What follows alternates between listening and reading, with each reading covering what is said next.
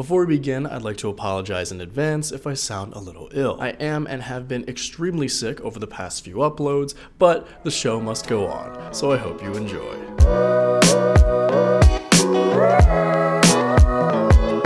Alright, tablet-y laptop versus laptop-y tablet. The Microsoft Surface Pro 9 versus Apple M1 iPad Pro. For general comparison, we'll go over the raw stats first, and then I'll give my opinions on them after. So let's go over the raw stats. First, let's discuss the externals. For pricing, the Surface Pro 9 starts at $1,000 for the regular version and $1,300 for the 5G model, while the iPad Pro starts at $800 for the small version and $1,100 for the larger one. Now, as usual, it's expected that both of these are eligible for student discounts to varying extents, but since the Surface Pro 9 is so new, that isn't the case just yet. So keep that in mind. Let's keep going. For sizes, the Surface Pro 9 is 13 inches, with some good-looking bezels to boot and a 120Hz display, which look great together. In addition, the Surface Pro 9 sports a useful kickstand, and with its keyboard, the device has a nice way to store the Slim Pen too. On the other hand, the iPad Pro has two size options, the 11-inch and 12.9-inch models. And with these two different versions, we also have two different screens. The display is 120Hz for both versions, plus mini LED and high peak brightness for the top of the line model, which are super rad and some of the best screen technology put on a tablet. And for connectivity, both devices are adequate, but neither is really great in this category. But there is a winner. The Surface Pro 9 has a couple USB-C ports and the Surface Connect port. Additionally, for the 5G option, it has a SIM port as well. While for the iPad Pro, it only has a single USB-C, so you'll definitely need a dongle for accessories. And now for cameras, both devices will satisfy most people's needs, and one will probably satisfy everyone's. The Surface Pro 9 has two cameras, one in the front and one in the rear. The front camera is 1080p and the rear one can record at 4K, so definitely enough for most people. But the iPad Pro has three different lenses, a wide, an ultra-wide, and a LiDAR scanner, which allows for it to record at 4K and cover a large space, and also be helpful for those who use AR tech. It also comes with Apple's Center Stage feature, which keeps you in frame as you move around, which is something that Microsoft also has adopted in the Surface line. So, both impressive. We might not use everything, but still cool to have. So all in all, for the externals, the Surface Pro 9 has better connectivity and a few neat features, and the iPad Pro has a better display and camera setup. Now, let's move on to the internals. For the internal specs, the Surface Pro 9 sports the new 12th Gen Intel processors for the regular model, which are very speedy and high performing. But for the 5G version, on the other hand, it will be running a new ARM-based processor, co-designed by Microsoft and Qualcomm. There's not too much information on this one, however, so I can't talk about its performance much. If I were to guess though, it's probably good, very high performing, yes, but not as good as the regular model. Just a hunch though, but maybe better battery life. Meanwhile, the iPad Pro sports the M1 chip, which is incredibly speedy for this device. And here are the single core performances of these device configurations, and here are the multi-core. As you can see, the iPad Pro is just a bit faster. And for storage, both devices start at 128GB.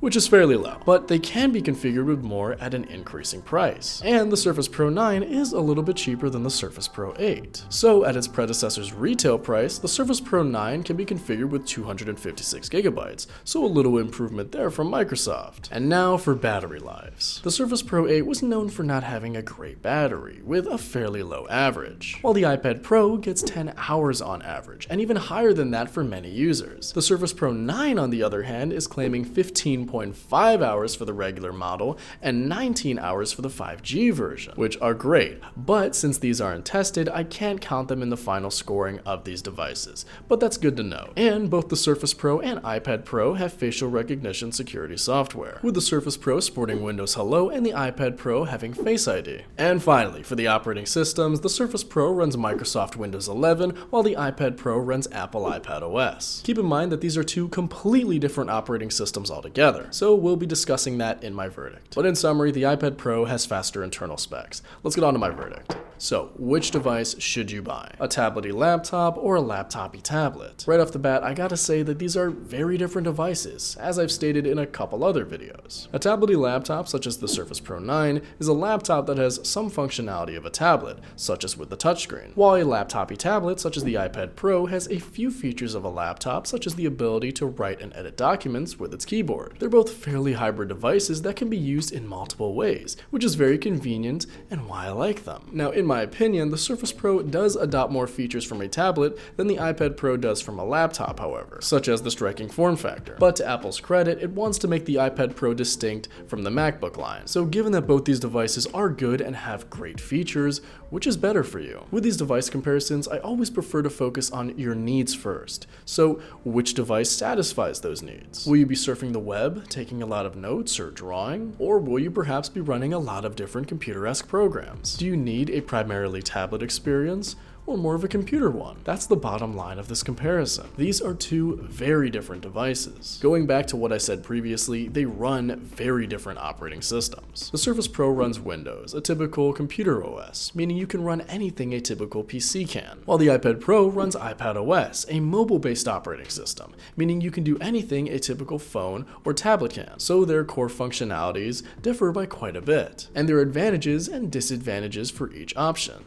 But which is best for you? Well, I'd say if you have another computer, get the iPad Pro. It's faster, has more note-taking apps, and is built to be a companion to your main device. On the other hand, if you don't have another computer, I recommend purchasing the Surface Pro 9. It's a better standalone device and can be used as both your primary laptop and primary tablet. But despite all of this though, I would recommend checking both out at your local Best Buy just to make sure you're getting exactly what you want and especially what you need. Overall though, both the Microsoft Surface Pro 9 and Apple M1 iPad Pro are great devices that will satisfy their users. You just gotta figure out if you're one of them. My name is Cyrus. It's spelled like Cyrus, but not like Sea Rooster, just take out the tear. Thank you very much for watching and have a wonderful day. Peace.